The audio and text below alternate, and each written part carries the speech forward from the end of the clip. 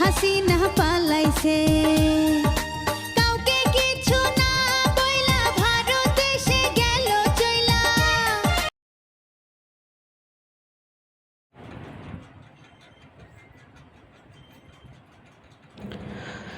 ঠিক আছে, আমি ভারতেই থাকবো, মোদির সাথেই থাকবো।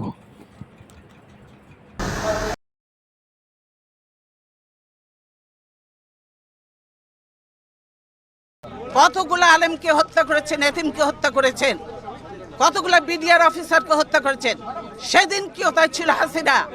সেদিন হাসিনা কোথায় ছিল? গোপালগঞ্জ জেলার নামই বদলিয়ে যাবে।